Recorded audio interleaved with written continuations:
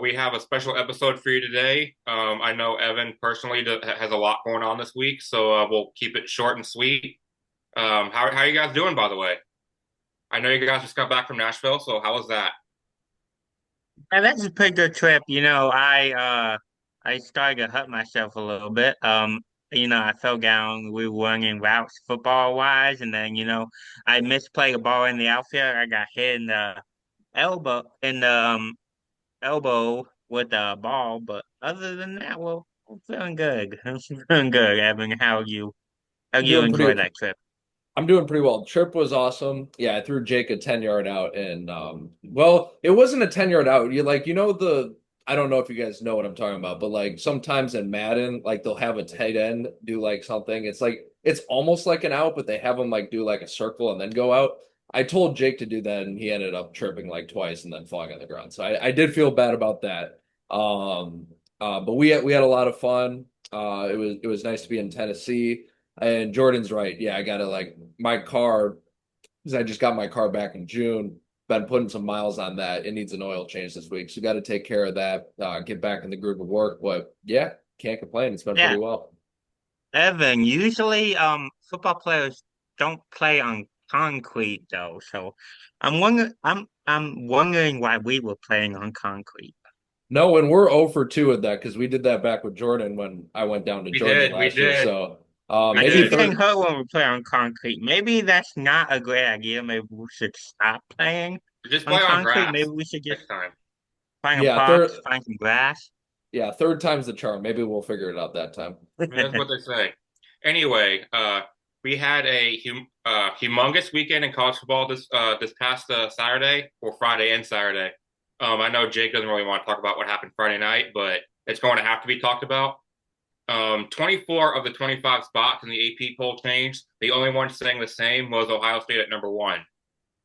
So I guess Evan, just what did you see this weekend? And I guess give me your three, four big storylines out of this weekend. I guess to start out with, I think Ohio State going into Wisconsin, I believe they won like what was it, 37 nothing. That 34. 34 nothing. That's about expected. Wisconsin, it was Iowa the week before who beat Wisconsin, I think 37 nothing. But Correct. so that's about as expected. It's been pretty rough for Wisconsin, but still to go on a go to a conference team, win by 34, especially in the Big Ten.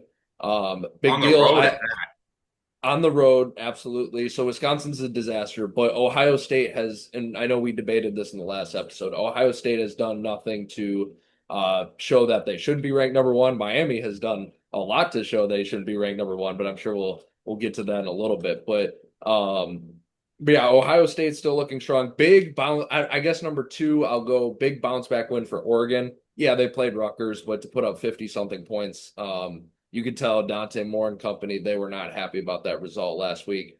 So that was a big one. And then obviously, I guess for the third slot, well, just to tie it all in, yeah, you got to mention the Miami game. I think Carson Beck threw 4 picks. Honestly, I didn't get to watch a ton of this game, but you could say like on 1 or 2 picks, like, oh, he's trying to make a play happen. It's 2 picks. Before picks, I got to be honest. I think that takes you out of Heisman contention. I think Miami could still be a very good team this year. I think, they still definitely have a path to the playoff. It's not like Louisville, some scrub team. They're a pretty decent team.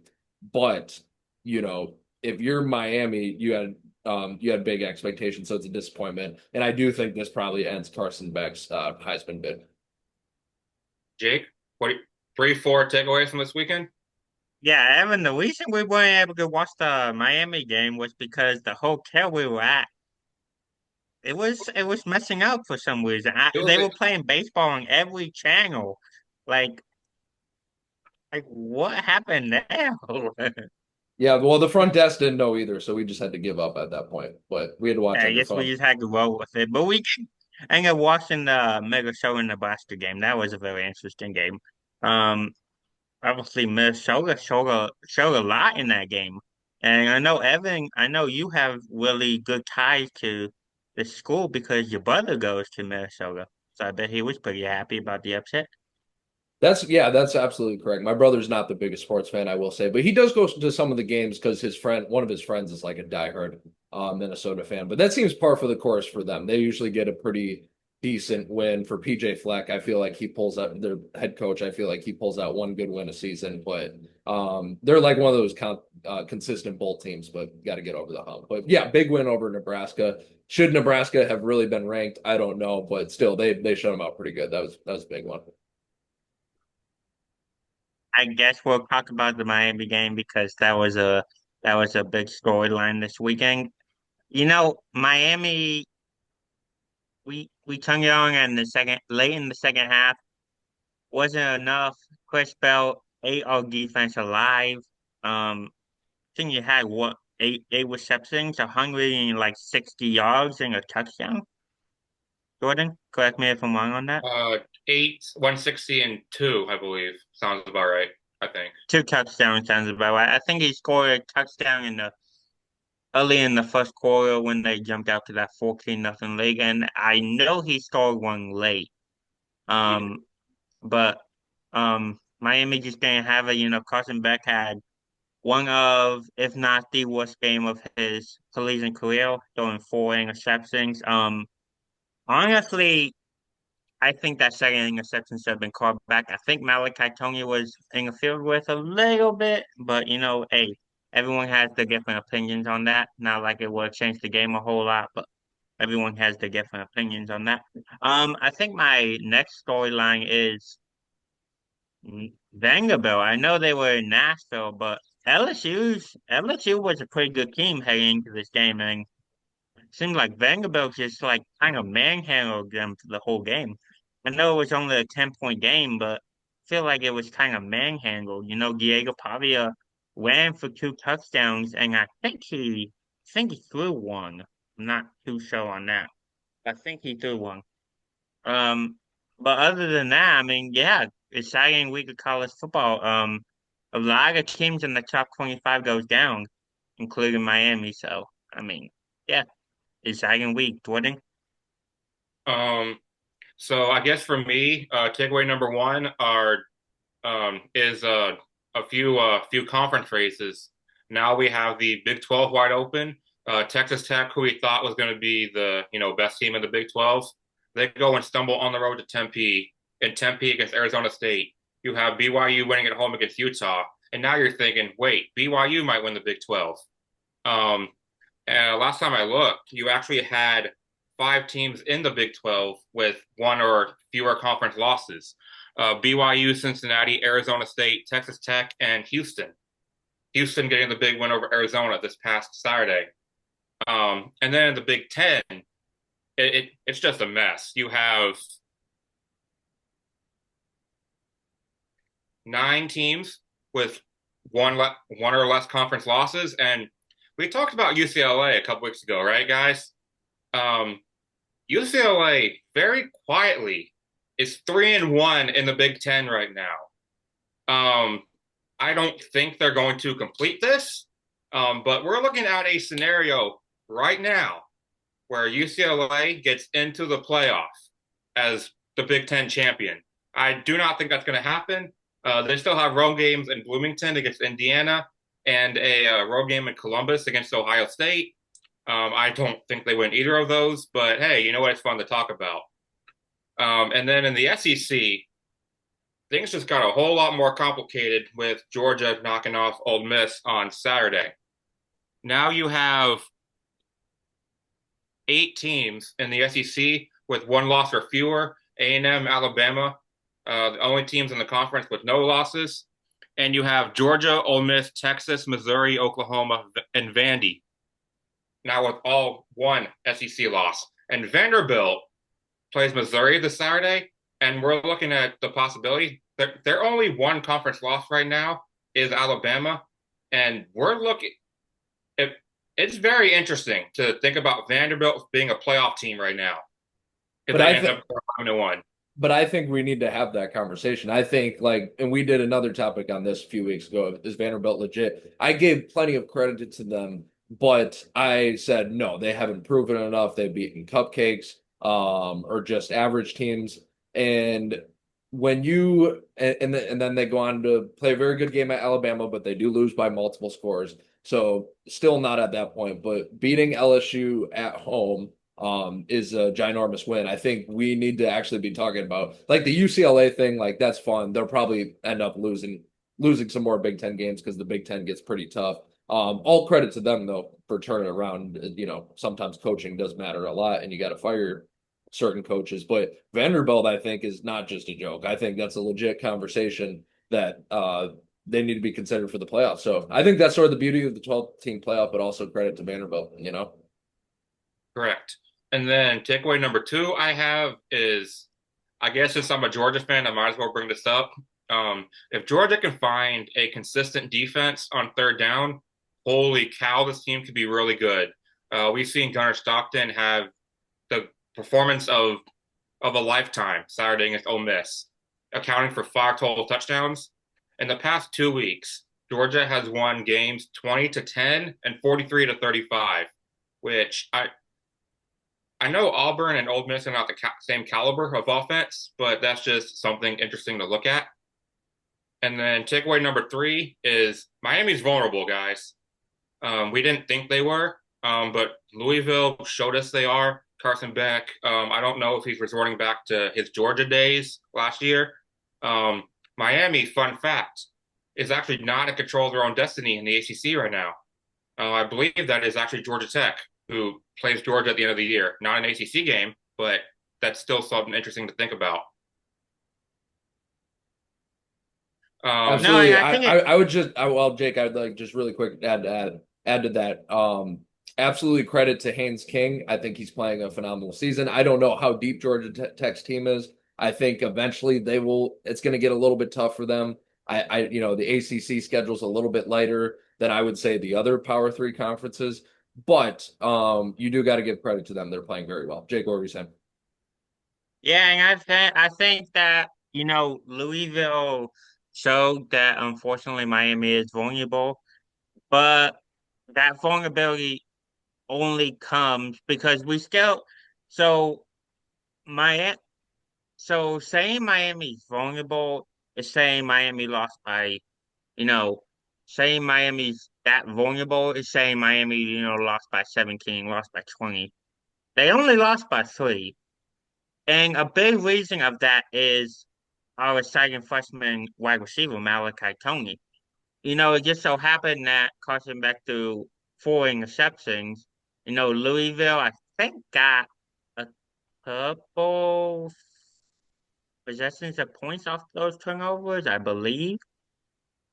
So saying that vulnerability for Miami is so big is saying Miami lost by 17. No, we only lost by 3, and I think that says a lot because it's like when Miami has terrible games, the quarterback plays terrible.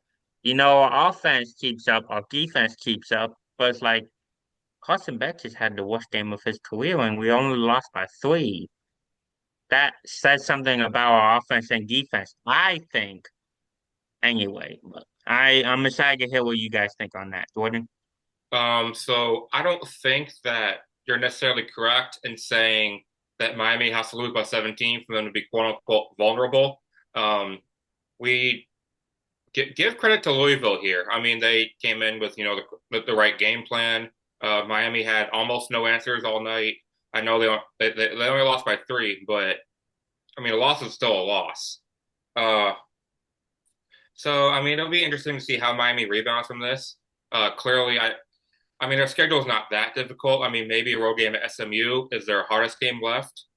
Um, but those are just my quick thoughts. Evan? Jake, you're not wrong with anything you've said. You're not wrong with anything that Miami's still a very good team, and I said that at the beginning of the subject. That Louisville is a good team. That's not a huge shame loss, but the problem is they're very vulnerable because of their expectations. Weren't you coming on last episode? Weren't you coming on and saying that Miami should be ranked the number 1 team in the nation? So in that sense. And now we're not even talking about number 1 in the nation. We're talking about vulnerable in the ACC. Like they might not even have that wrapped up. So you're not wrong in anything you're saying, but just because of expectations, yeah, they are super vulnerable right now. Yeah, Miami can win out and not even make the ACC championship game. That's actually that is very crazy to think about. You could have Georgia Tech, Virginia, maybe Duke, SMU. If they were to knock off Miami in a couple weeks. Okay, I was gonna say, let's talk about one more thing. I was gonna bring up the one more thing. The, I guess you can call it Pac-12 after dark. That's what some people are calling it still. Um, but the whole Stanford FSU debacle at the end of the game.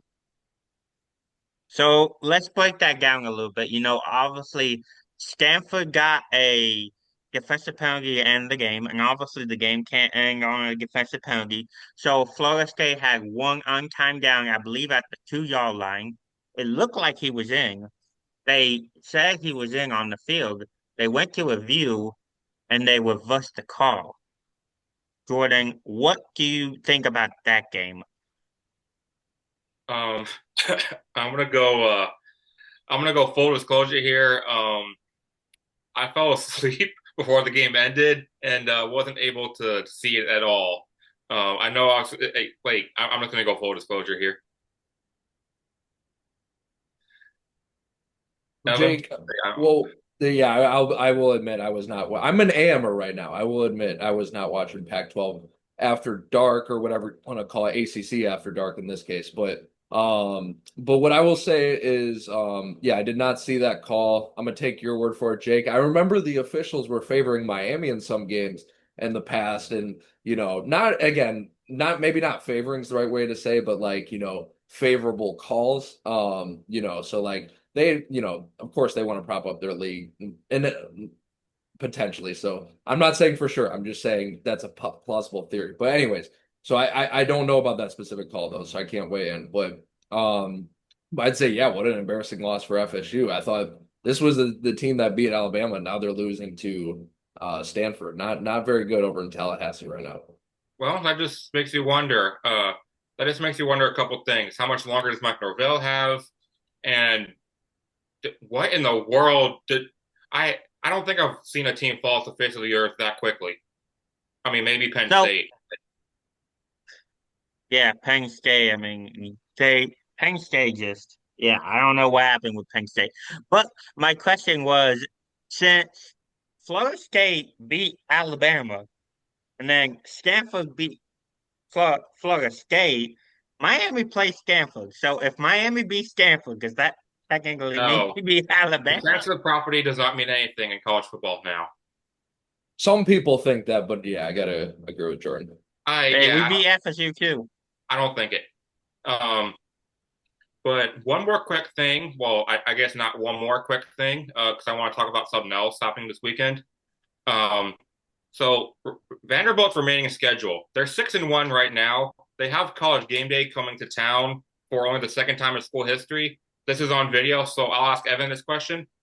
I will send you $10 right now if you can tell me the only other time that game day was in Nashville. Oh Without, well, I'm not gonna be able to get it, but I will take a guess. Jeez. Okay, can you give me one hint? Do you know when they started game day show? it's been a long time. It's been a long time because you got to remember Lee Corso as well. Yeah. That's an offer go for me I too. think game day started in the 70s, if I remember right. All right, we're just gonna take a random shot. 1990. You are not correct. Jake, go for it. I That's did an not. offer go for me. No, you probably no. You know the answer. Oh, No, only because I me. know the Wow. answer. Okay. We looked this up. We Oh, okay. looked this up the other day when it was announced that I was coming back in Nashville. I was gonna say I know we tag team Jake on this Miami thing, but you could offer him. But that makes sense if he knows the answer. Yeah. I guess I think Yeah, he knows. no, we I think he knows the yeah, answer. yeah, no, we looked it up the other day when it was announced. Um, Gordon, do you want me to go ahead and tell Evan? You can tell Yeah, you can so the first ever time that and the only other time that College Game Day went to Nashville was week 8 in 2008. It was for Vanderbilt and Missouri. it was actually Vanderbilt Auburn in '08, Oh, Vanderbilt Auburn. I'm sorry, they're playing Missouri this which week. I'm sorry. is hilarious because this coming season on in a couple weeks on November 8th, Vanderbilt hosts Auburn. So I just find that a little interesting. Trying to think because that would have been like Jay Cutler would have been a couple years before that. So I'm trying to think of Yeah, who would have been yeah, on I that actually looked it up. Vanderbilt team. I actually looked it up. Jay Cutler was the early 2000s. Yeah, because he was in the 2006 class. So I'm trying to think of who would have been on Correct. that team. But still, that's Correct. wow. Okay, Yeah. so not too long ago. Yeah. Um, so I guess the big question here is, Jake, I guess you can ask Jake this question. What do you need to see out of Miami this weekend for you to kind of not really ignore that Louisville loss, but to leave a better taste in your mouth? What do you need to see Miami accomplish against I Stanford? mean, just wing. Just wing, just wing by 30 points. Just wing. It's, it's Like, nothing else. I mean, we need to see Carson Beck have a good game. We need to win by 30. That's it. I mean, you can't really show anything else against a team, especially like Stanford. I know they just came off the win against Florida State, but as many people say, Stanford's not a good team. You know, yeah, they came off the lucky win against Florida State. I honestly think he was in on that last touchdown. I think the game should have gone to overtime, but you know, statistically, Stanford's not a good team.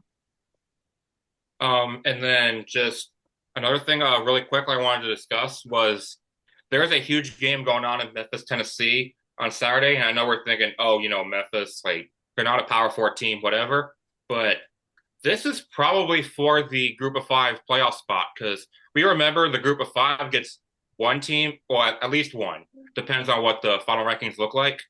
USF, who's 6-1, only lost to Jigs Hurricanes. Go on the road to Memphis, who just came off a really embarrassing loss to UAB.